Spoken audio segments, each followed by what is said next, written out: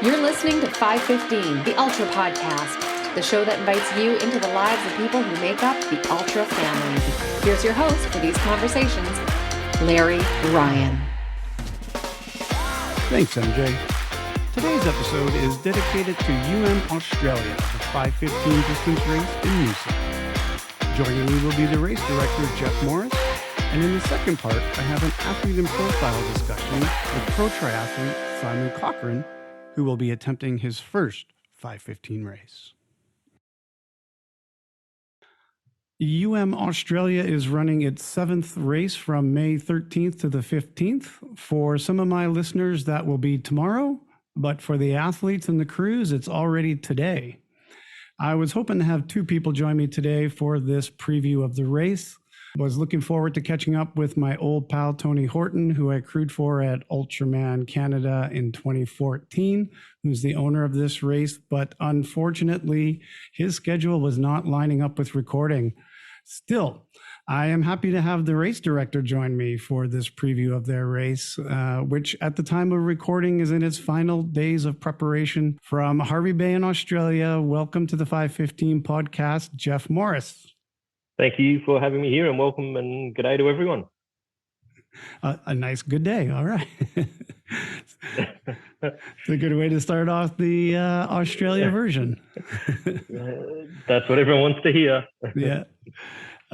As I said, I've been trying to get Tony on this show a few times now over the years, and I thought I had him a few weeks ago when you guys were both in Cozumel and we were going to do this preview.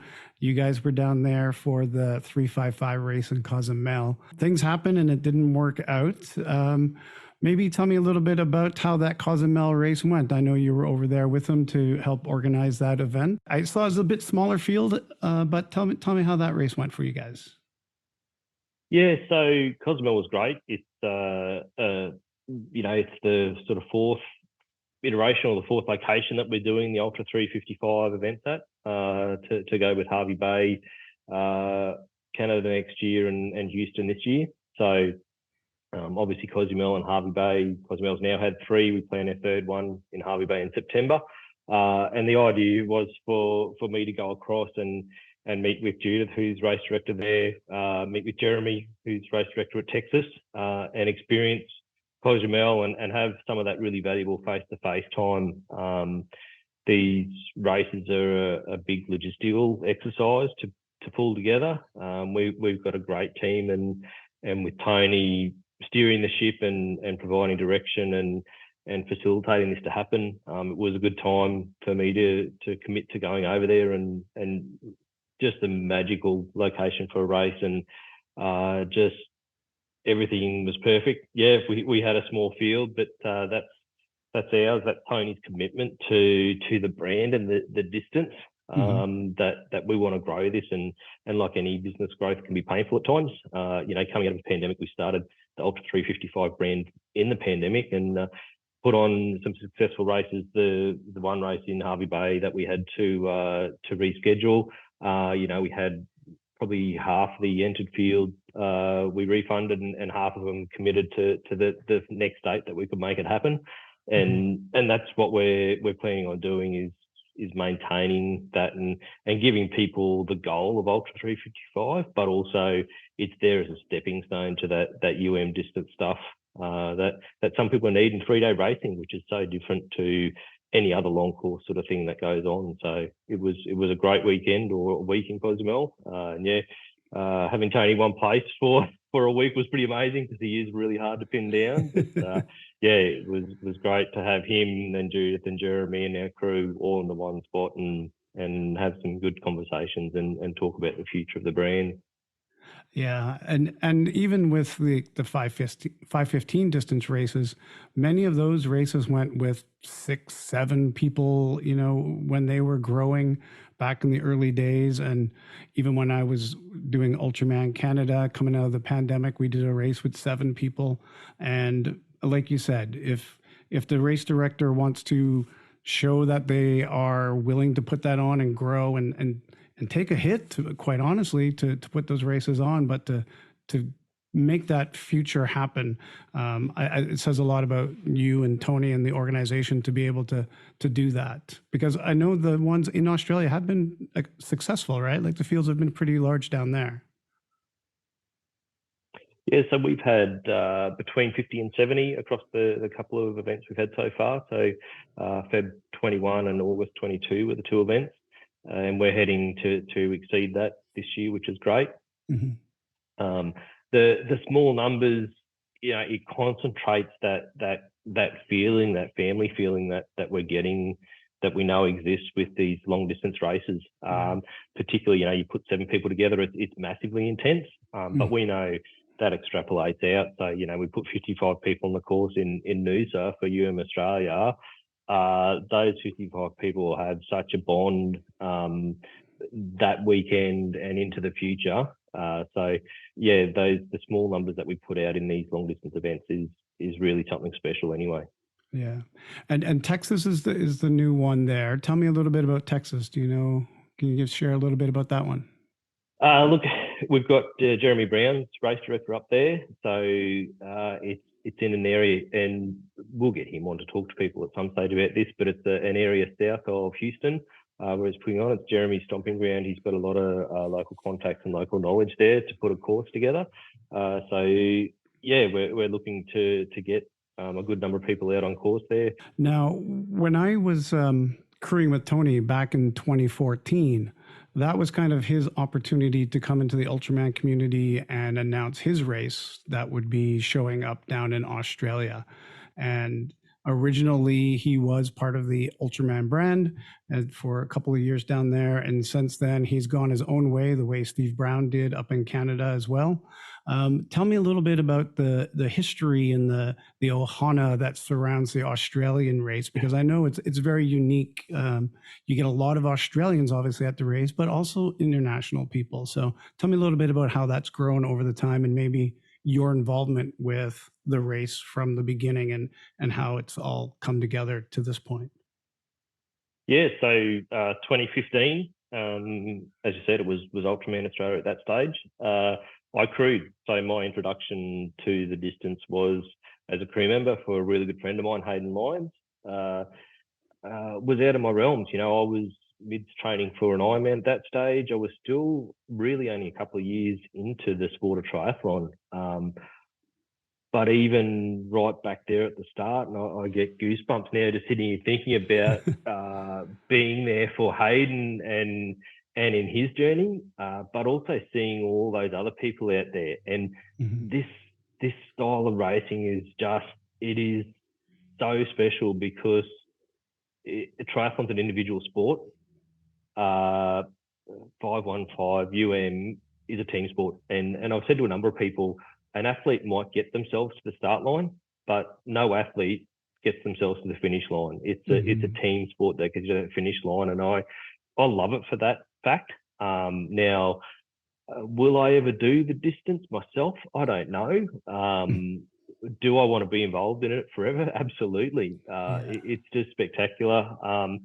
The location in Noosa in Australia is, people will argue, but I don't think it can be beaten. It really is just amazing. Just to drive that ride course is some of the most beautiful country out, and it changes. The swim and run, those ocean views and the amazing water that people travel the world to come and see, let alone race at. And yeah, we look at this year where we've got 10 different countries, people coming from 10 different countries. I think it's about 18 athletes overall from outside Australia, which is it's a third of our field this year because of that location and the race and the feeling that Tony's fostered and put on and supported. The crew that sits behind me to put the race on, and I guess this is the same all around the world, but every one of those people has either done the distance or has crewed for someone at the distance. And I think that that important thing where you've got people that have crewed but haven't raced is important, because we have it is true, actually. That's right. Yeah. We can have every bit as much passion for the distance and the races as anyone, and we get that we're hooked on it, even though we haven't done that 515 kilometre distance, we are hooked Right. on it, and we know we're part of it. And we're accepted into that family, so it is pretty special. And yeah, Australia, yeah, is an amazing location for it. That's for sure. Yeah. Well, let's get into talking about your race a little more and get into that preview. I know you got Steve King coming down to do the race, which is amazing. He'll be talking about these athletes in much more detail than we will, and obviously we can't hit on all 45 athletes right now in this preview. But I would like to talk about some of the people that stand out, maybe, and that people will know a little bit more, or that want to follow along with the race. So. Let's go through a little bit of the numbers. You said there's 10 countries with 18 people from outside. Australia competing. I believe you had 45 athletes. What's the breakdown of the athletes you got showing up at the starting line? Yeah, so 45 should be hitting the start line. So we've got 13 women, 32 men, which I think is a good split. You don't always get a lot of women wanting to jump on, but we've got some people there. We've got a couple of people that are coming back for redemption, particularly in that female field, some people that have missed cutoffs in previous years. Mm-hmm. So that's always really cool, and to see those people come along with what they've learned. So there'll be some big cheers out there for a couple of girls that have owned where they were at last year or 2 years ago, and have come back for redemption, I guess. Yeah. So that's really cool. Those stories that you get from first place to last finish are amazing. One of those people that you were talking about that is on a redemption race from I saw on your Facebook page. By the way, who's ever doing your Facebook page, the idea of having the people to come and do their own videos to introduce themselves was absolutely fantastic. I watched all of those. I thought they were great. One of those was Erica Lumb, who said, and she's in the 30 to 39 division of the women, said that she was on a redemption race. What do you know about what's happened for her at the previous race and why it's redemption? So Erica's previous race was 2 years ago. Hard on the back end of the pandemic. She's a nurse. And in Australia, I don't know how many people know the landscape of COVID, but we were very, very blessed. Probably a weird term to use, but some people were locked down, some weren't. We led a pretty normal life during COVID times compared to some parts of the world. Now, in Australia, Victoria was probably the place hardest hit, had the most cases, had the most strict lockdowns. Which I think still by comparison weren't terrible, but they were still pretty bad for people, particularly people that live an active lifestyle, which is our kind of people. So Erica was a nurse. She was in Victoria, did it tough, I think, through COVID. Still managed to get to that start line. And day 3 ran in full nurse PPE and really put herself out there as it was something she was doing. I think in her words, she was doing it for all the nurses and the frontline staff out there. Right. She wanted to do something herself that was paying homage to those people that had sacrificed and suffered through the pandemic. She's come back this year. And being blatant that this one's for her, and she's come to put her time down to see what she can do. And this is the story you get all the way through these events, is that people have their own motivations, and their motivation changes during their lead up, probably changes across the race weekend of what's motivating them at that particular point in time. And saying you're doing it for yourself is perfectly acceptable. And she's been really out there about that this year is about her and showing herself what she can do. So looking forward to that, as I am everyone's story and journey out there. Yeah, that sounds like a really good way of doing a redemption race. And some people just come back because they got to beat that clock. But she's coming back to put one in for herself. I like that. Another woman in that 30 to 39 category that looks like maybe she would be a contender, someone who's topped the podium before at Ironman Cairns in 2015 and 2016, goes about 10:30 at those, is Rikki Anderson. She's 37. What do you know, or what can you share with us about Rikki? Rikki's a pretty quiet kind of human. So yeah, I don't know what Rikki's going to lay down, to be honest. I know that she's got some speed in that body. But yeah, I've had a couple of quick chats with Rikki. She nearly pulled the pin. Look, I'm going to say Christmas time. She got a pretty stern talking to from me. And it was funny. I think the day I rang, she was at the pool and she just told her friends that she thought she wasn't going to do it. And I rang her and said, "Well, you're doing it." And she was a bit taken aback. She's like, "Have my friends been talking to you? They've all just told me the same thing." And I said, "No." I said, "You put in so much work already. If I let you pull the pin now, you're not going to be a happy person come May." So yeah, she turned it around, with a bit of harsh love or tough love from me and her friends. And yeah, she will, she's doesn't put a lot of stuff out there, but yeah, obviously the times from Ironmans and things are there for all to see. And yeah, she's going to be on a game, I would say, come next weekend. Yeah. Well, I noticed that she's also been to Kona. She's been to Ironman Canada when it was in Whistler and got a second there. And it looks like her PB is a 9:48 at Ironman in Western Australia. So she can definitely put down the times. Does she have the crew to back her up for this sort of a race?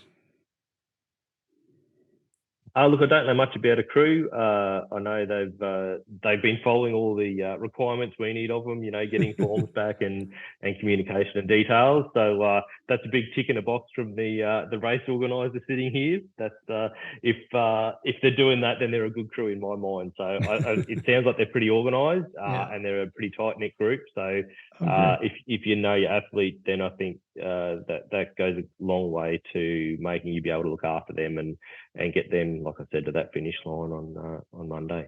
Yeah. Looking ahead to the 40 to 49 division, I see you have a past champion in that category in Dee Fuller, who's going to be 42. Can you tell me a little bit about the time she's put down before and what you might be expecting this year? Look, I think Dee's probably, you'd probably say the one with the target on her. She's probably going to be out in front. I think she struggled with a little bit of motivation. Now, she was to race last year and I think pulled out, and we rolled her over to this year. And she has been training well. She actually talked to me yesterday, just checking on the rules with shoes, because she's got herself some nice soft shoes to look after the legs over the 84 kilometres. Was just making sure that everything was legit with that. So yeah, she's ticking the boxes. She knows how to go fast out there. She knows the course. You'd probably be silly not to rank her number one. But once again, she's had her own journey to get there and battled some demons. And is a great soul and has been someone that's been around us for a long time and has a really, really strong connection to UM in the distance. So yeah, it's going to be great to see Dee out there giving it a crack. Well, I see that her previous championship time was 25 hours, 35 minutes, 28 seconds. Do you think she's in the shape to better that this time around? Look, I'm not sure. I think she's certainly knuckled down. I haven't kept an eye too much on her training, but yeah, I think Dee's the kind of person that will want to better what she's done before. So I think if you're putting money on it, you'd probably say she's gonna give that time a bit of a tickle up. And a couple other people that kind of stood out for me as people that are, coming in with a story again and maybe battling a few things along the way. And one of them is also in this category at age 48 is Kylie Jones. Can you tell us a little bit about Kylie Jones and what's going on with her as she comes into this race? So Kylie's someone who's coming back to become a finisher. She battled through last year. 2-time, I think, breast cancer survivor. She's had some battles in life and has chosen, this kind of race, this pathway to show again what she's capable of. I think anyone that's beaten cancer has probably proved the world they're pretty damn strong. But yeah, she's coming along and wants to knock it out of the ballpark. She's requested no rain for the run day Monday after our minor flooding we had last year. So yeah, I think for Kylie, it's making that 12 hours each day for her, and that is her winning is getting to that finish line. So keen to see Kylie get there this year, that's for sure. Yeah, and for people that didn't catch your videos from last year's race, I believe you had reposted one of them recently for that run and the flooding that was going on. If they want to go on to your Facebook page and check that out, where it was like halfway up their knees running across the roadway as they were trying to run. What was going on there? What happened that time? It was absolutely torrential. There was a number of spots on the course where roads got flooded, cars couldn't get through. But what actually happened about, I'm going to say about 12, 14 kilometres from home, there's a creek that's generally you don't notice it, but we got a video sent through from Marcus Brown's crew, who was first one there, and the floodwaters were so high he actually shimmied across a railing on the path because he wasn't quite sure how deep the water was, but he could see the top of the railing. So he skimmied across the railing, at which point I was back at Race Central at the finish line, and we went, hey, we need to get down here and make sure these athletes are safe. Yeah. So I hightailed it on a scooter in the absolutely pouring rain, 10 k's down the road, Noosa, and got to that particular point on the opposite side to which the athletes were approaching it from, and made sure I walked across it, made sure it was safe, and then waited for each athlete to come along and just escorted them through there for probably 2 hours when it was a good half meter, 2 feet deep, and it was this is the thing about this event is that it's 3 days of whatever the world can throw at you, whatever your mind can throw at you. We had cars breaking down, people getting flat tires, just epic stuff that all adds to make it the thing that it is. Yeah, and for people that are race directors, when you get a little bit of adversity, that's part of the fun too. Is how quickly can you solve it and how well can you solve it? Yeah, that's it. And that crew last year, which the core of the crew is all still remaining. We have talked about it since and gone. The easy thing would have been to pull the pin and go, sorry, this is no good. We can't keep you all safe. But we kind of swung into action. We moved to the pinch points. Just crew that our internal crew that just got things done, made sure everyone was safe. Communications were happening. We knew everyone was. I think some of the athletes were like nervous that we were going to call it and pull the pin, but we got it through, got everyone there safe, and everyone who was able to finish got to finish. And I know a lot of them are appreciative of that. And but one of the more wild days you'll have as a race crew, that's for sure. Yeah. Well, let's move over to the men's side, where you have both your youngest and eldest competitors. Your youngest competitor is Thomas Dade, and even though he's only 24 years old, I saw on his resume that he already has 43 ultra marathons, including 9 100-mile races and a 200-mile race. So I'm guessing day 3 is the day he's looking forward to. Do you know anything else about Thomas Dade? Tom's an interesting one. I think he's another one that was entered to race last year, had to defer to this year. Definitely a runner. But I've had some inside info that he's actually been working pretty hard on the swim and bike too, to be honest. So okay. I think he is going to be pretty speedy at the end of it. Certainly we're looking towards day 3.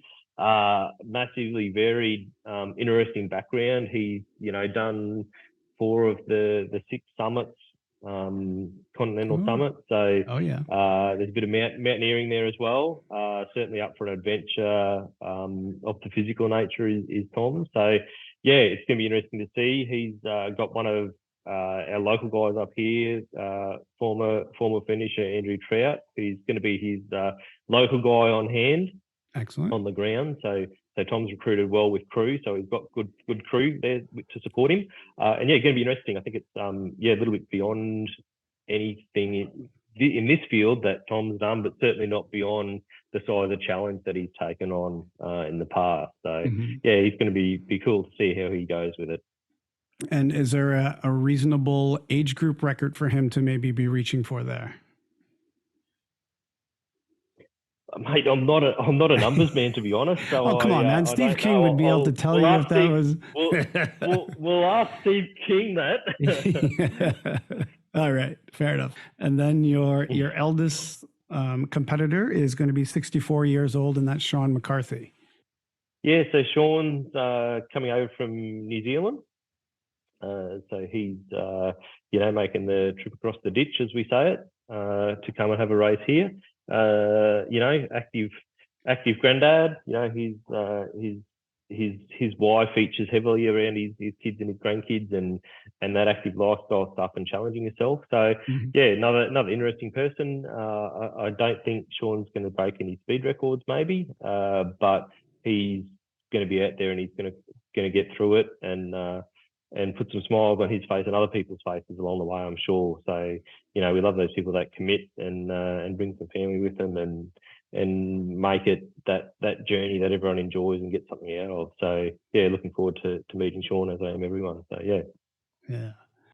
Oh, okay, Jeff. Well, let's look into some of your age categories then. And in the men's 30 to 39, it looks like it's going to be a huge battle where you got some really big guns coming up.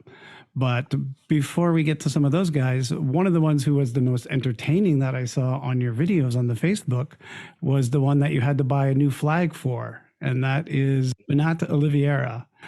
He lives in Australia now, but what country is he representing?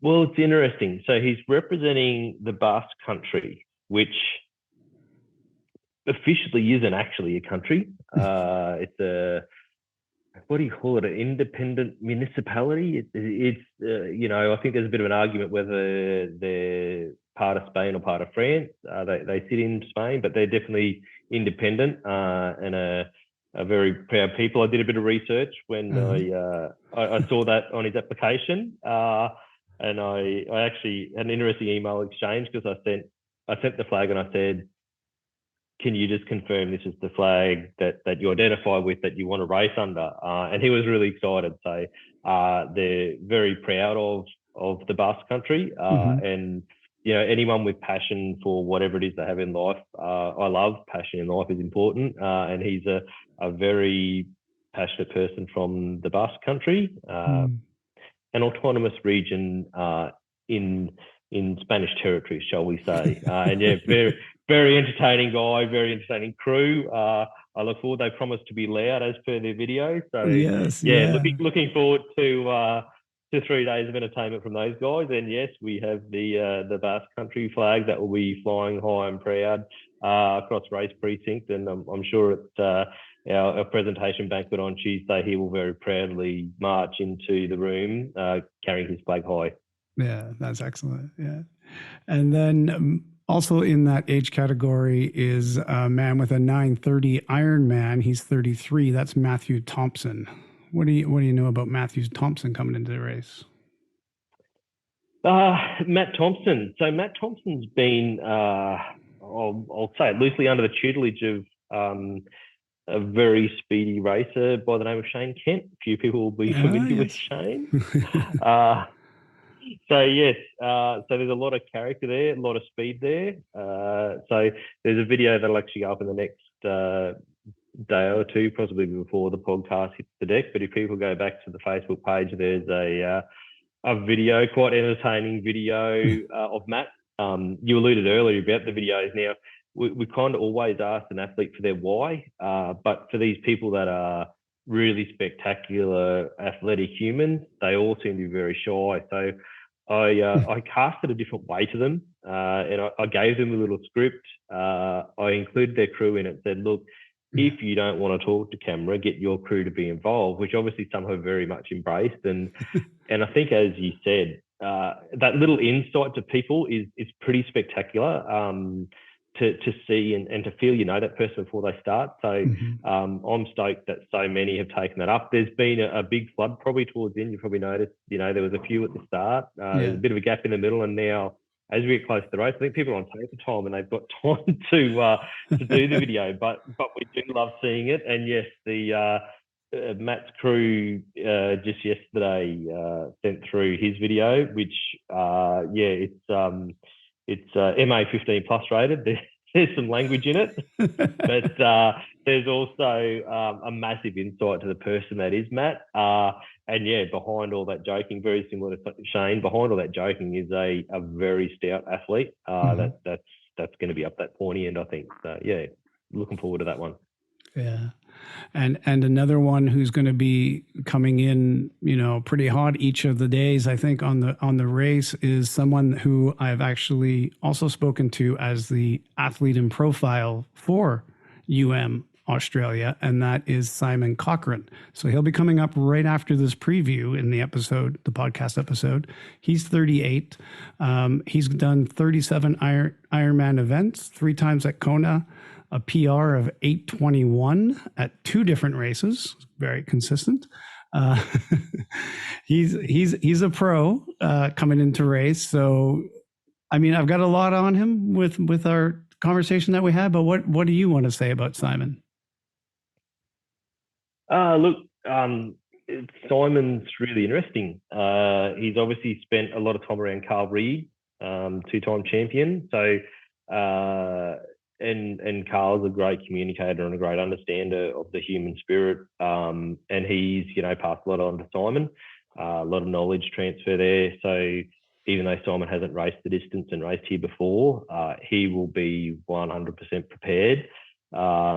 Superb athlete, 8:21. I'm happy if I'm getting off the bike in 8:21, let's be honest. And he's finishing the race. He's going to be, right there or thereabouts. So it's one of the cool things. Like I said, there's stories all the way through these races from start to end, first athlete to final athlete. But when you've got people that are racing, like genuinely racing this distance, that's next level. I think mere mortals, I think we compete in these things, and we compete with ourselves and our mind, and maybe we pick someone else out on course that might be, they're a bit of us, and we secretly like to maybe be in front of them.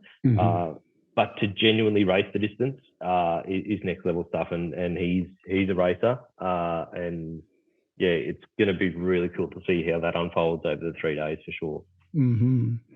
And I think one of the people that he will be looking to race against, also in this age category and also 38 years old, is Richard Thompson.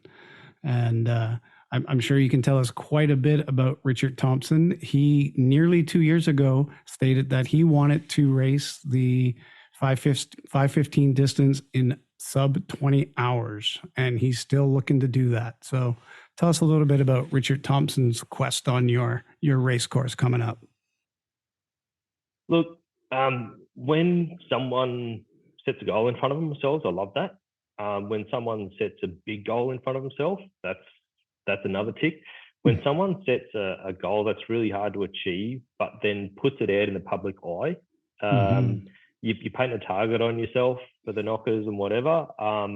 Richard stayed true to that. He's realistic. Watch some of his footage after World Championships, where he had some tough time there, and he's kind of to me the underlying message was, holy shit, I don't know if I can do this, but I made a promise to myself that I'd give it a crack, and he's stuck with that. The last few days he's put some posts up. He's heading to that taper time too. He's talked about his prep, that he's ticked all his training boxes. He's got through without some injuries. We know 12 months ago, he was battling a few little niggles. When you have the training volume he has, I don't know how you don't end up with niggles, but he seems really positive about his physical space. Getting the head right before you hit that start line is probably the final piece of that puzzle. He's got a really good crew behind him that have done a lot of racing with him in support crew at, Ultraman World Championships and things, and some guys that have raced alongside him at Ultra 355 Australia. So they know, I guess they know his stress points and behaviours when he's pushing himself. He had a particularly tough day, one of the run days in Australia, where had a big struggle. He'd been unwell and pushed pretty hard to the point of collapsing basically. And he had some guys racing on course that saw that. So having those people that know you intimately has got to help. Look, more power to him. I think the fact that Simon's out there and going to be pushing him, and Carl Reed's talked to me about this before, the difference in his races, 18 and 19, when he had people out there with you riding 280 Ks. They're all doing it by themselves, but riding 280 Ks with no one around, I can't imagine what that does to you mentally. Carl talks about the year that he had Jason Shields and Troy Gelch out there on the bike with him. Just seeing some other crews now and then, seeing some other people now and then. You're not Tour de France, you're not rolling turns, but just knowing, even though you're in the middle of this amazing course, really in the middle of nowhere, some of the back end of that course down at Noosa on the Sunshine Coast is, seeing another crew, seeing that other rider is got to be good for the mindset. So I think, having Simon and Richard there will be, it's going to be epic for a genuine race this year. It's going to be something cool for everyone to see. For, Richard's sub-20 goal, I think having Simon out there is only going to help and add to that. So, it's going to be one of the more interesting races at the pointy end of this distance anywhere in the world, I think. So, and it's going to be quick. It's going to be so quick. Yeah. And you've mentioned Carl now a couple times, the two-time winner at the race, and he was scheduled to be in your race this year, correct?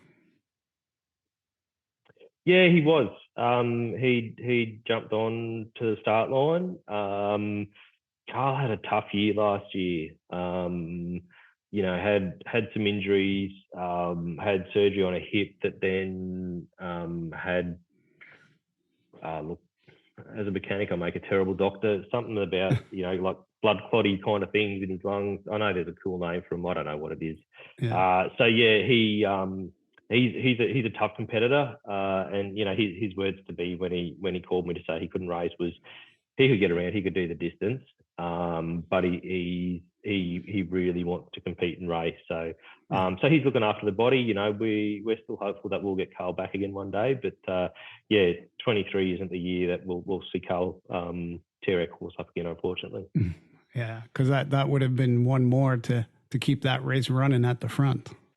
Yeah, it's going to be interesting. You mentioned, Matt, there's another name that I'm sure you're going to mention shortly, and someone that's untested at the distance but has some pretty serious pace on board. So there's definitely going to be two guys there, but there's going to be some other interesting things happen at that pointy end of the field too.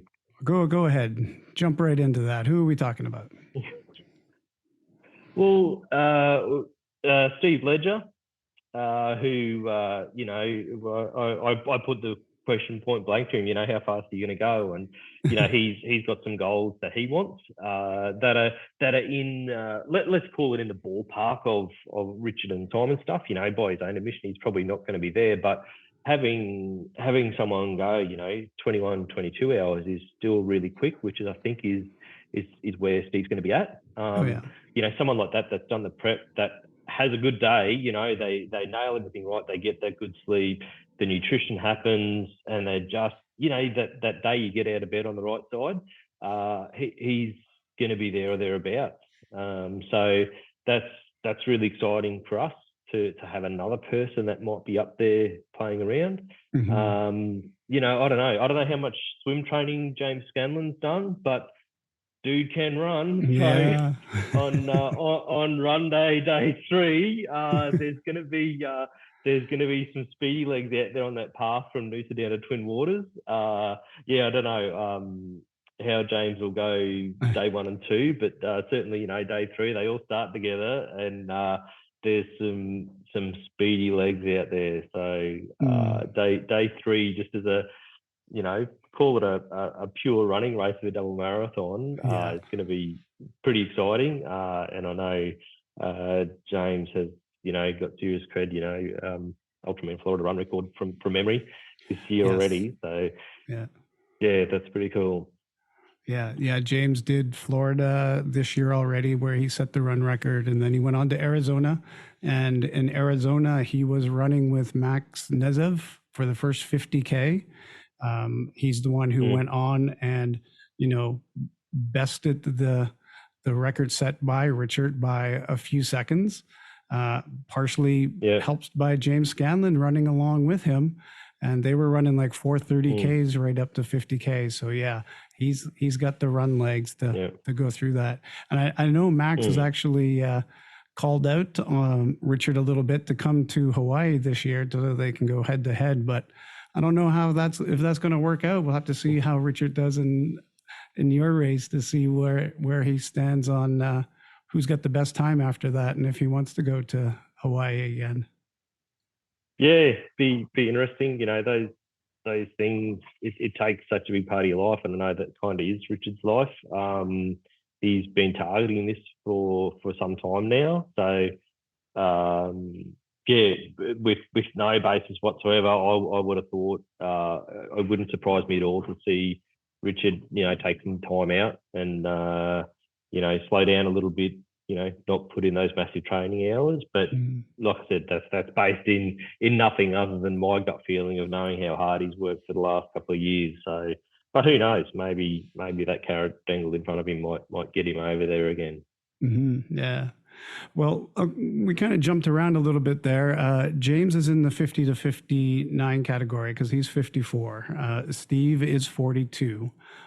Also in that 40 to 49 category is another racer who's raced previously with you 3 times and had an amazing video on Facebook, and that's Shaun Pero.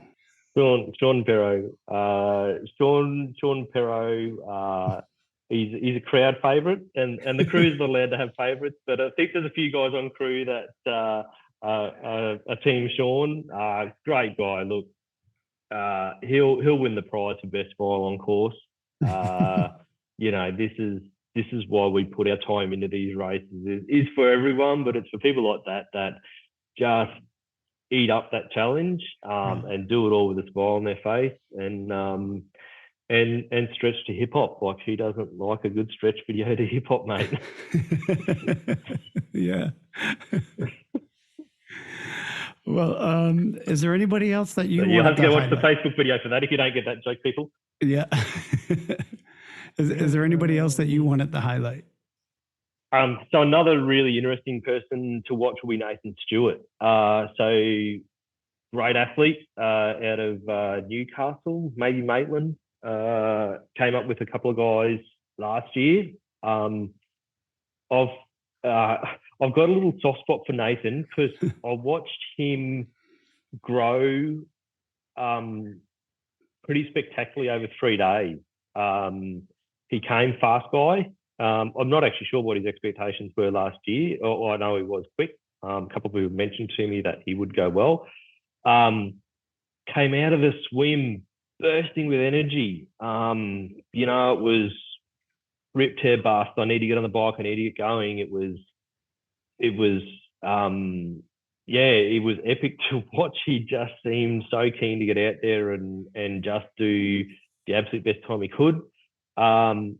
Over the next couple of days, watching him have to manage the bike, that day 2 bike, even for a good athlete, is a tough day out, and there's some tough terrain out on that Australia course. And then obviously day 3, we had that run that the rain just made it something spectacular again. Now, Nathan started as a rock hard competitor, a rock hard racer. And I think over the 3 days epitomised what this distance is about realising everyone around you gets you there. You lean on the people around you. They support each other. Crews support each other. The race organising team supports the crews. The crews support the race organising team. And Nathan, you know, it's cliche, but he was a changed human, I think, after those 3 days, and the race deeply affected him. He's coming back for another crack. Now, I don't know what his goals are. I don't know how his training's been. He's just a great guy, tough as nails, and he's an athlete. So, yeah, I would have to say, you know, putting money on it, he's going to go faster than he did last year. I haven't got his time to hand. As I said, not a numbers man. But I guarantee you I would say he'll go faster, but I will guarantee he will have more fun this time round and embrace it right from that get-go. Like I said, I've got a soft spot for him because I watched him change so much and embrace it, and really epitomise what this racing is all about in what it can do for you and your life and your outlook on things. So yeah, he's going to be a cool one to watch as well because he is speedy. He's a good athlete. Yeah. I think that actually is a great segue into the last athlete that we should be highlighting today, and that's Shane Duffy, because I witnessed him go through that as his crew member at Ultraman Arizona, where it just all flooded in all at once while he was out on the run day. And people from listening to the podcast know that this race for him is going to be his 6th 5:15 distance race in 12 months, starting and ending in Noosa, with Canada, Hawaii, Florida, and Arizona packed in between. And what this guy is doing, he sets himself up as the magician, as his occupation on your website. and he certainly is a bit of a magician. Things, when I was with him in Arizona, were just falling into place for him from time to time. And he's an amazing athlete, an amazing man. I'm happy to call him a friend now, and I can't wait to spend more time with him in the future. And he's exactly one of those people that you're talking about when you say that they come into this race and they get absorbed in it, and the way that the people embrace one another. And he's all in. He's all in, and I'm so looking forward to watching him cross that finish line on day 3 at your race. So, what's been your experience with Shane, and what do you think the feeling is going to be based on what's happening for him at this race? Look, yeah, it's another one where I sit here and I get goosebumps just thinking about it. You know, I was, you know, the race last year, I was just the general crew member for our Dream team that puts the event on. So yeah, certainly I was aware of everyone going around and I was doing certain things, but that was my first exposure of Shane, and wasn't aware of what he was setting himself up for. I'm not sure where the planning was, whether he was always intending to do it when he hit that start line at Noosa, or whether it was spawned. I actually don't know, but I've certainly watched it grow and evolve since then. I did listen to your podcast with him, and hear that thing that I've talked about, that this distance, you need a team. It's turned an individual sport into a team sport, which I love. You know, his wife supporting him from 15,000 kilometres away, that gets into that finish line. You know, he would be the first to admit that he did not get to that finish line alone. You know, you can get to the start line alone maybe, but you certainly can't get to that finish line alone. And realistically, you can't get to the start line alone even. You still need people around you supporting you and all those things. So, yeah, I don't know. You might know, Steve might know if this has been done before, but 6 in 1 year to me, it's not been done before. Seems pretty epic. You know, I love the bringing it all together. You know, as we said, bookending Australia with those 4 Ultraman races in the middle, and Shane.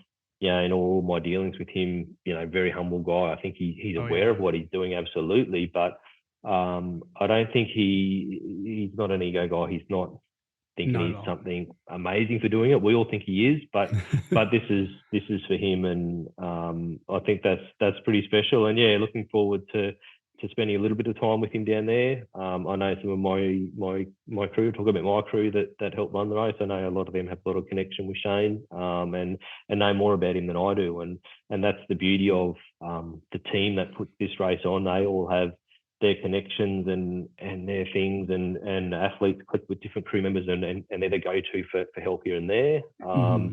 And Shane's just been great now. The couple of times we've reached out and chatted or messaged on email and things. It's always been good and it's positive. And, he took some time out to spend with Timmy Franklin running across America. He's Shane with his challenge that he's put in front of himself and takes time out of his world to go and support Tim in that challenge that Tim's put in front of himself, which is something amazing in itself. From one of our family members, and we're all hurting. Tim was in a pretty bad place there at some time, and to see Shane go and do what we all wanted to do and spend some time with Tim, despite everything Shane was going through at that time, he found that time and energy and love to go and look after Tim for a bit, and remind Tim of this family that he's a part of, and all the people that were behind him around the world. So that was very cool from Shane too. Yeah, and I know Shane's got a few surprises to honor all the people that have been a part of this journey along the way that I'm sure you'll all find very touching down at your race. Yeah, that's it, and we talk about our tribe, the Ultra tribe, which is that thing that we're trying to foster, that Tony's big on, that we're all part of that family. We're not. It's about inclusivity. It's the people that feel that thing that these races do to people, whether it be 355 or 515. You're part of the tribe and you're supported, and there's always someone in your tribe on your side there ready for you. And we love that, and we're trying to build that feeling. Because it is so very special. Well, I think we need to wrap it up a little bit here, but I do want to find out just a couple more things for people that have been to your race before. Yep. Are there any course changes this year? Are there any construction issues you're dealing with? Anything that would be out of the ordinary, or are you on the regular course? Look, on the regular course, pretty much. Much to Richard's sub-20 goal discussed. We've got some roadworks, unfortunately, on the bike course that they hit day 1 and day 2, that despite bribery with cartons of beer, promises of holidays in the Bahamas, I couldn't get the work crews to stop work for the days we're racing. So there's some mobile traffic lights out on course on both the day 1 and day 2 ride, in a particular spot that's covered on both spots. In a roundabout way are covered at some point on that day 1 and day 2 course. So this is ultra racing. They may well catch a red light and lose a few minutes there, which is a bit unfortunate. Right. We've had some really heavy rain earlier last year that's washed some roads that are underutilised roads, so they haven't been repaired. They're in their rideable condition, but there's a couple of 100-metre stretches of dirt that the team's going to deal with. We've got a very slightly different run start procedure to work with the council up here. So we're talking moving a start line 300 metres just to appease some people, which obviously the distances work out bang on to the metre the same. We're just moving a turn point at the other end. So give or take, it's literally the course it's been since Tony and Craig and Robbie and Wayne and Nick and all those guys designed right back at the start. It's that spectacular course, and it's really, really at the core of it hasn't changed. So a couple of little hiccups, but overall, it's the same course that everyone's been hitting for since 2015 for edition 8 this year, all the years minus 1 for COVID. Right, yeah. So what is going to be the best way for people to follow your race? Do you have any live or nearly live action for them? Facebook, Instagram, video feeds? What do you got? So we will have very regular posts on Facebook and Instagram. We got 2 people looking after the socials, so we endeavour to catch everyone out to swim. Everyone's finish each day. We will have timing out there, so we've got live timing. We'll put a link up on the Facebook page at some stage. OneTime.sport is the company that's supporting us with that. So look, we'll get obviously a swim split that'll bang up live on the timing link. I think about 1, 2, 3, 4 bike splits day 1, and about 6 bike splits day 2. So those will update live. So people are going to be able to probably see their person every 1 to 2 hours ping on a timing screen. Then run day, we're looking round about every 10 to 15 kilometres. So every 6 to 10 miles there'll be a ping for them on the run course. And once again, videos, Steve King will go and sit down at that half marathon point, the marathon turn, and talk to the masses, and we'll hear that and see that. But yeah, the socials, Facebook and Insta are going to be the place to see it. And like I mentioned, there will be some live timing banging around there that will make sure the link's published and everyone can see that, so they can see everyone's timing live. Excellent. Very good.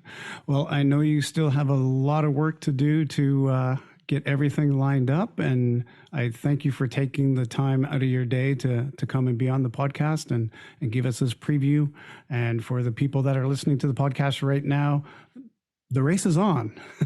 Go to those Instagram, Facebook, and the website and check it out, because if it's not on, it's starting very soon, depending on when you're listening to this.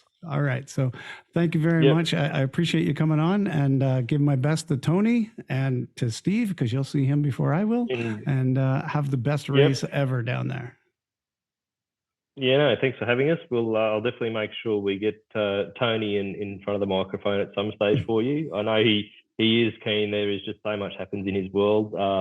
Being around him for that week in Cozumel reinforced that with me. And mate, I will see you in Canada, around July next year for Ultra 355 over in Penticton. So I know that we'll catch up with you then, and hopefully bring some Aussies to race in Canada, and have a good field there going around for that one. Excellent. All right. Well, thanks again, and we'll see you soon. Once again, I would like to thank you listeners for telling your friends to subscribe and listen to 515. Since the release of the last episode, the Ultra Podcast has now been downloaded in 75 different countries around the world, and we are approaching 1,600 different cities. I am pleased that the podcast is reaching so many people, and I hope introducing them not only to people of the Ultra community, but also giving them the resources and confidence to take on some challenges of their own. So tell your friends to join the growing 515 Ultra Podcast family, and remember, all of the past episodes are available in your podcast library. My guest today has competed in 37 Ironman events, including 3 times in Kona, with a PR of 8:21 at 2 different races in 2018. In that year, he also decided to go pro and has since set up a coaching business in addition to running his property management company. Recently, he has been taking on a lot more of the ultra running events, and in 2022, he was first at the Blue Lake 24-hour race, where he completed 201 kilometers, and he also topped the podium at Taupo 100 kilometer ultra. Joining me from his home in Hamilton, New Zealand, this is Simon Cochrane. Welcome. Thanks a lot. Happy to be here. As we're recording this, Simon, you are still a few weeks out from the Australia race, but it'll be broadcast just the day before. As a pro triathlete and as a coach, and someone doing their first 515 event, can you tell me a little bit about how you have trained for this race? So yeah, it's been quite a busy season. So I guess everything's been leading up towards this as a goal race. So I mean, I've had 3 ultra run races in the build up. So that Blue Lake 24 hour where I ran 201 kilometers, the Taupo 100K, and there was 3 70.3s in there over the summer as well. And then I just did the Tarawera 100-mile ultra in February. And then 3 weeks later was Ironman New Zealand. So after I got through all of those, that was pretty much a big base building part of the season. And then I had a specific 6 weeks or so to, get a few longer key sessions in towards Ultraman. And what sort of sessions were you doing for that at that time then? So say last weekend was the peak weekend, which was my biggest week in the build-up. So I did a 3-day simulation to try and see how the body would handle some bigger days back to back. So on the Friday I did a 8.2 kilometer swim in the pool, most of it around race intensity. I had the wetsuit on just to get the feel, and did that as 3 by 2 kilometers at race effort, and then 10 200s quite hard at the end, just to get a bit of back end strength and see how I'd feel in those longer swims. That day also had a short ride and a bit of sauna work as well. Then the next day I did a 300 kilometer ride. So that was quite a long ride with a bit of elevation, and it was horrendous weather here. It was raining, it was windy. So I got exactly what I wanted out of that day, which was just a long, hard day for body and mind. And then on the Sunday, woke up feeling a little bit fatigued and tired, and then went out to do a key run session, which I had planned, which was a 60 kilometer run. So it was going to be 50 Ks at around the pace that I'm hoping to hold for the double marathon in the Ultraman, and then 10 kilometers a bit quicker to finish, to see if I can once again have a bit of a stronger finish. And those 3 days, went as well as I could have hoped. Got a few learnings out of it, which I can, take into the race. And how did your body hold up over those 3 days? Was there anything there that you learned about that you want to take over to your race?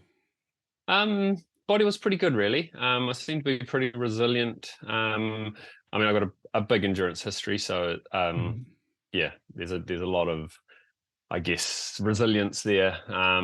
But it's probably just the things tailoring a bit more nutrition, pacing, and dialing in some equipment choice, depending on what wetsuit and what wheels and that sort of thing. Yeah, the nutritional plan is always a big part of a 5:15 race. You can't just go in and repeat your Ironman race nutrition plan for 3 days. What sort of things have you been looking at and working out for that? Well, I think you can. Like even my 24-hour run, I stick to my basic plan, which is tailwind nutrition, and it's pretty much 2 scoops an hour, and that does me very well. So I can do that from a race from 2 hours to 24, and I'd do that if it was a longer race as well. So I'd say across the 3 days, I will be keeping it nice and simple. It'll pretty much be 2 scoops of the tailwind per hour, and then topping up with a little bit of food if I feel the need, maybe Snickers bar and the odd Red Bull here and there as well. But no, keep it simple. Not too many solids, because when you're on the go and you're pushing hard, don't want to worry too much about digesting solids, and you can just get everything in out of the liquids, I feel. Yeah. Well, it sounds like you put a lot of planning into this. Obviously, you're a pro. You're not going to come into this just to complete the race. You're probably looking to go out and do your best. There's going to be some good competition there. I know that you've been training with someone who is a 2-time winner at Ultraman Australia in Carl Reed. Can you tell me a little bit about maybe what he shared with you to keep you near the top of the ranks here at the race? Yeah, well, I think we're both pretty similar in, I guess, the way we approach just the no bullshit side of training. It's, you got to put in the big days, the big weeks, and we've been putting in the hard work year after year. So it's not coming into it and I guess, expecting more than, I guess, going in and expecting to do well because I have the background and I do understand how the build-up has gone. And yeah, I've done plenty of training with Carl, and I think that gives me the confidence to know that I'm on the right track as well. But as you say, there's a few competitors there with a lot more experience over the Ultraman distance. But in saying that, I'm confident in myself and excited for the challenge. Mm. Yeah, one of those competitors is Richard Thompson, who's been very vocal about trying to go sub 20 in an Ultraman race. I'm not going to ask you to tell me about exactly what you think he'll do on the race, but in general, do you think sub 20 is possible on the Ultraman Australia course? I think throwing times out there is a silly idea, really. Not only because that every course is different. I mean, the conditions are different. If you get some sections of the road where there's roadworks that are different from other years, if the weather's up, the swim can be 30 minutes slower if there's currents and waves. But I mean, hey, yeah, I'm aiming to go as quick as I can. And time-wise, I'm not too sure. I haven't really even looked at times or other people. I'll just go in and, yeah, I'll go hard for 3 days and we'll see how quick we can go. So are you going in with the idea that you will be racing the field, or you're going to go in and run your race? Both. I think my strength is having the confidence in just running my own race, and that will be competitive if I stick to my plans. I'm confident that will be a competitive race. One of the things that really makes a difference between the people that are out there struggling and those that are going out to complete and those that are going out to really compete is the mindset that they come in with and the way that they're able to overcome those things, like a current or a road work or multiple flats or whatever it is. What sort of stuff do you do to get yourself in the right mindset for one of these long races? Yeah, I think some of the 100-mile ultras and 24-hour ultras teach you mindset and staying positive very well. If you want to run a good 100-mile or 24 hours, you're going to have to deal with a lot of, I guess, ups and downs throughout the day. So it's just having the confidence and having done that and overcoming a lot of situations in the past. But then also in your longer training sessions, it is focusing on the race and just thinking about what can go wrong, but staying in the moment. You can only control what's happening at the moment, and there's no point worrying about anyone else or anything that could happen. Yeah. And we talked about Carl before as well. Now, I understand he's not going into the race now. He's had some setbacks or something. Is that correct? Yeah, he's had a tough last year with a couple of operations, and yeah, he's just getting back into things now. So I think I wouldn't doubt that he could finish it at the moment, but I think he wouldn't be happy if he's not racing it as well. Right. And does that mean that maybe you might be able to convince him to come along and be part of your crew? Or possibly, but I think he's focusing on some other races maybe in the next few months. But I've got a good crew set up that are coming over, and a few locals over there are joining in for day 3. Oh yeah, tell us a little bit. Who's on your crew? So I'm going over with my wife and 2 kids and my mum and dad. So they'll be in the car and helping out.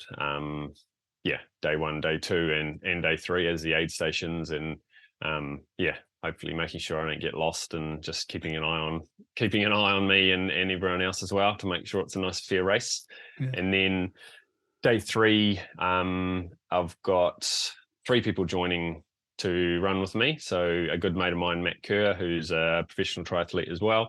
He'll be over in Sunshine Coast training for Ironman Cairns. So he's going to run probably a 30 or 35k section with me when the paces are allowed to jump in. And then Luke and Beth McKenzie, who are locals and ex-pro triathletes as well, who own Win Republic, will be running the second half of the marathon with me, jumping in and out. Oh, that's awesome. You're going to have some Yeah. good pacers working with you. Yeah, exactly. So there'll be no slacking there, that's for sure. Now, you've done a little more ultra running recently. Tell me about this 24-hour Blue Lake event that you did, and how it is that you ended up getting into that event. Because I understand it was more of an impromptu entry. Yeah, well, going back sort of about just over a year, I had a pretty big bike accident and broke my collarbone in 2 places, shoulder blade in 2 places, and 3 ribs. So that put me out of the pool for nearly 9 months. But strangely enough, I could run fairly quickly after that. It was just the swimming that wasn't happening. So I thought, it's a good chance over the winter to find a few longer ultra runs. I just started getting into some longer running. I'd done 100 Ks before and a couple of 60s, 70s, and hadn't heard of the Blue Lake 24-hour, but somehow came across it, and there was this elusive trophy called the Claw that no one had. I think the longest run before I did it last year was around 170 Ks, because it's quite a technical, hilly 6-kilometer lap as well. I think there's like 110 meters or 330 feet of elevation per lap as well, and it's all trails. And where is this located? Rotorua, so central North Island. But they have a huge turnout. Like there was 500 people running, from anything from, you can do lap an hour, you can do 50 Ks, 100 Ks, 100 miles, or there was about 15 guys that had entered to have a go at the 200 Ks. And I worked it out on paper and went down and did quite a lot of training on the course and thought, if I race smart and well, I'll have a good crack at that. And yeah, it went pretty well. I actually got the 200 Ks done with an hour and a half to spare. So I pulled it at that stage. I didn't feel like just carrying on running just for fun. I'd got the 200 Ks in the trophy, so I was pretty happy with that. Oh, that's awesome. And what about that Taupo run as well? What is that one? Where's that one? So that one is, central North Island as well. So Taupo region, where Ironman New Zealand is, just near there's a big trail network, which finishes in Kinloch, which is, a really amazing race. It's 100 Ks, pretty much a point-to-point race. So it was quite amazing as well. And coming off the back of Blue Lake 24-hour, I thought I'd jump into another ultra before the triathlon season kicks back off. And it went pretty well as well. There was a decent field there, and I mean 30 Ks in, I was sitting in 6th place, about 40 minutes behind the leaders, and then just slowly built into it and managed to finish fairly strong. Excellent. Yeah, because I know what these races you're describing, most of the people in North America are not going to know anything about these ones, probably. Yeah. I'm guessing you got mostly the local crowd down there. Yeah, I'd say so. Yep, for that. And then the New Zealand summer season has its usual half Ironman races, and then Ironman New Zealand, sort of the big one for the end of summer. Yeah, that's the one that I'm assuming that most people would travel down for. Yep. So you've raced at Kona 3 times, 2010 and 2011 as an age grouper, and then 2018 as a pro, if I got that correct? Yes, that's right. How did you see things change over the years in Kona? And did racing it as a pro give you any change in your perspective, or just the way it's changed in those years since you've started racing there? I mean, throughout the years I raced there, so I've been to Kona 5 times. My wife has raced 2 times as well, so I've been lucky enough to be there 5 times. Raced 3 times, and then the other 2 times were pretty much a training camp, so I know that island pretty well in the course. I guess the first years back in 2010, it just felt a bit more hyped up over there. It was a lot harder to qualify then as well. I think there were less spots, or usually you had to either win or come second in your age group as an age grouper. And then when I qualified as a pro in 2018, that was under the points system, so it's a bit different again as well. So that was, I think I had three podiums in Ironmans in 1 year, so that gave me enough points to qualify. And yeah, I mean, that was a hell of an experience to go and race the guys that are actually racing and training full time. And what are your thoughts on the new format? Oh, to be honest, it seems like it's a bit of a shambles. Yeah, it seems like they've lost a bit of the aura of the Kona 1 day race where everyone's together. I mean, you can tell it is about money and it is a business. So they've made some decisions, but it will be interesting to see in the next few years whether they backtrack a little bit if the support drops or, I think I like the old school 1 day. I mean, the years I raced as an age grouper, everyone started together. Like it was a mass start for pros, age groupers, everyone, which was the special part of the sport. And now it just seems to be, splitting it up too much. You know, the pros here, the age groupers here, the women here, the men here. That's my thoughts anyway. Yeah. And do you think they would like take it back to the roots now, or do you think it's just gone beyond that as a business? And it's almost, I think they might be too big now to go back to. I mean, they'd have to probably, if they go back to 1 day the way it was in 2010, they're only getting half the people there probably. So as a business decision, I can't see that happening. All right. What I would like to do now is start our transition round. I'm just going to fire off some quick questions. We just go like for 2 minutes and you give me some quick answers, and then we'll learn a little bit more about you personally on the other side. That's our racing side of the interview, and then we'll go into the more personal side after the transition round. You ready for that? Sounds good. Yep. All right. Let's do it. So we've been talking about some of your events.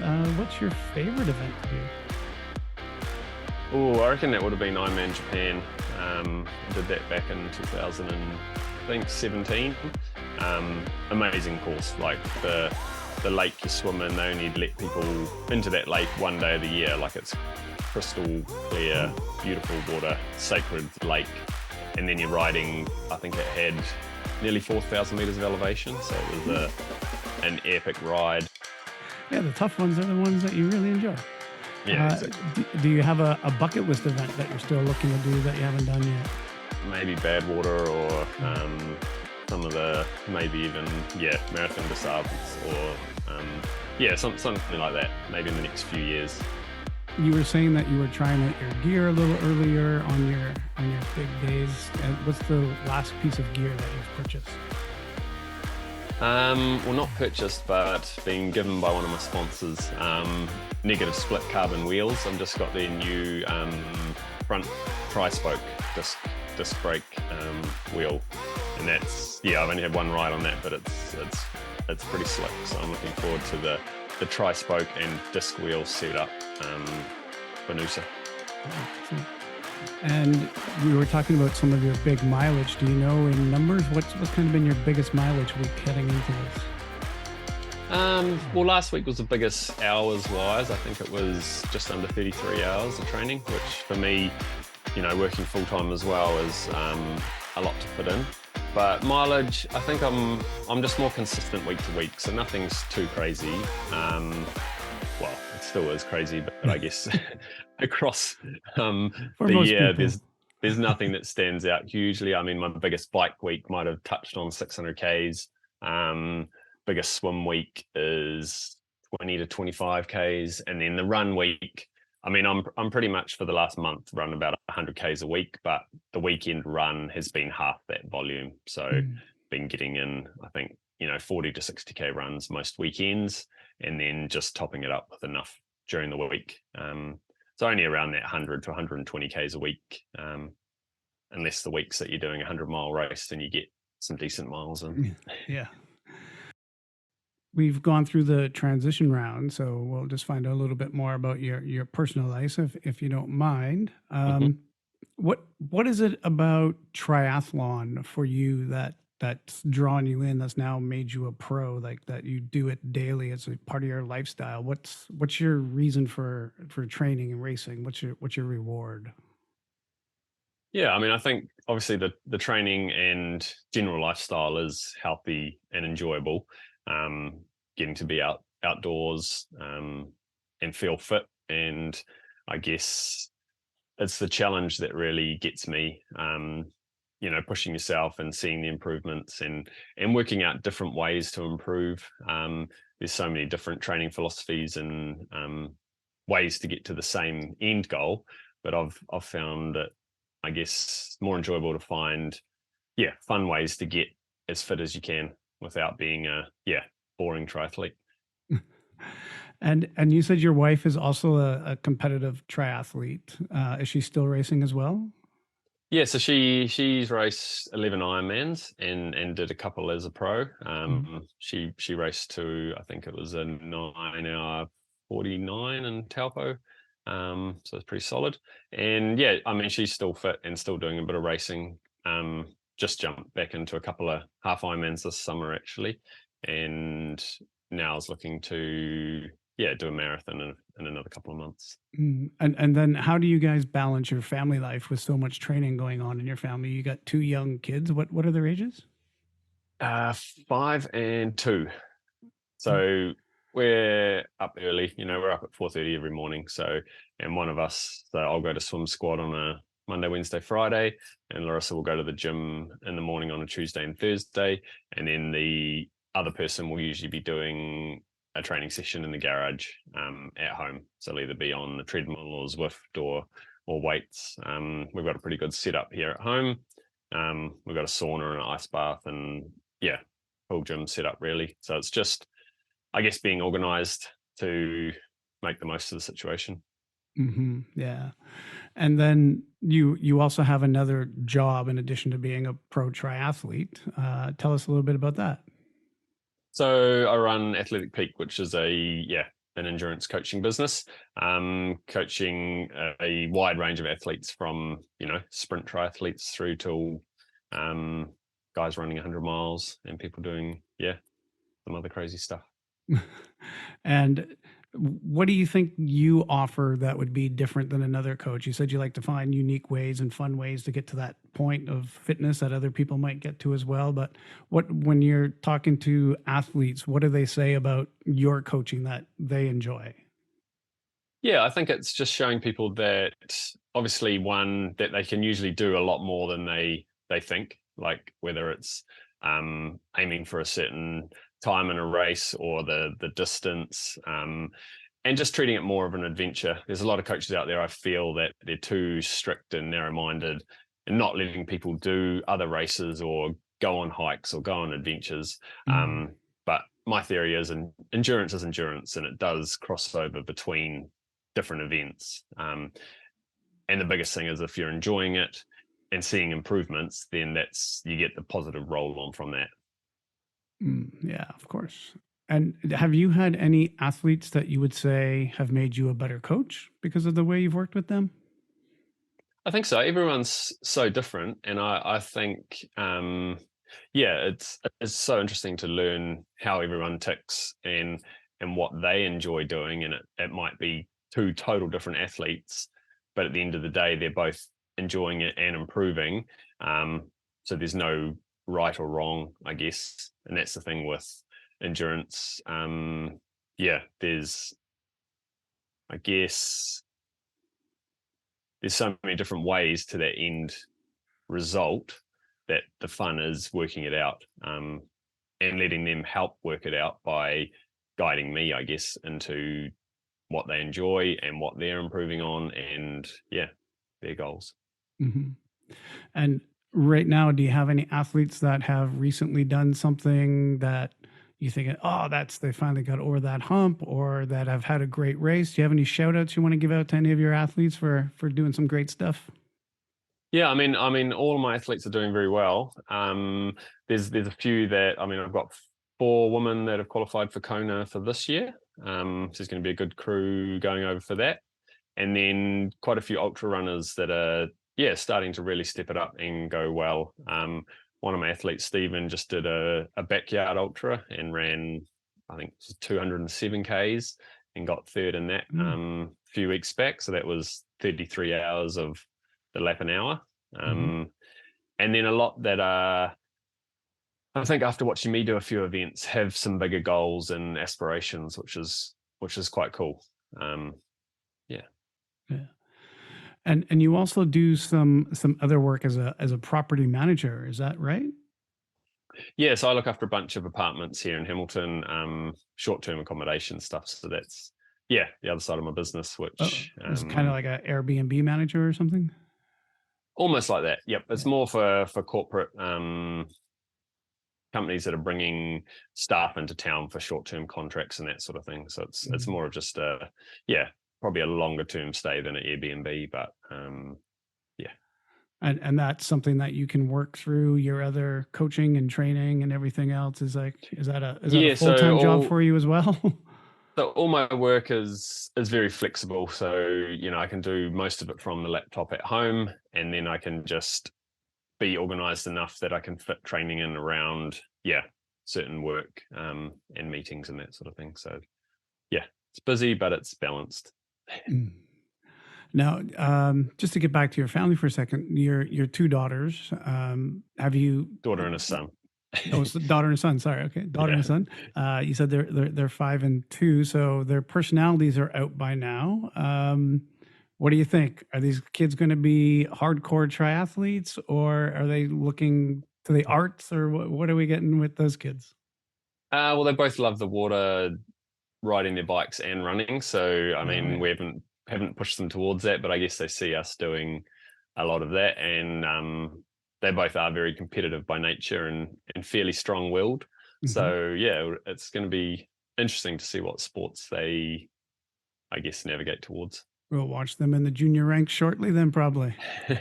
Hopefully, yeah. Yeah. Okay. Well, hey, Simon, listen, I really appreciate you dropping in and doing this kind of athlete and profile that I like to do for the different races. And this episode has been dedicated in Australia. I know you're going to be in tough with some great competition there. I'm going to be following the race from over here in Vancouver. I wish you best of luck. I know you're going to be one of the favorites, so have a good time out there and enjoy the race. And thank you once again for coming in and introducing yourself to the listeners. No, thanks for the chat. It's good fun. Hey, if you liked what you heard today, please tell a friend and be sure to subscribe wherever you get your podcasts. We'd appreciate it if you'd rate and review the show while you're there. Drop the names of the people you think we should interview, and we'll get in touch with them and make that happen. Thank you for listening to 515, the Ultra Podcast, a production of 55 Enterprises.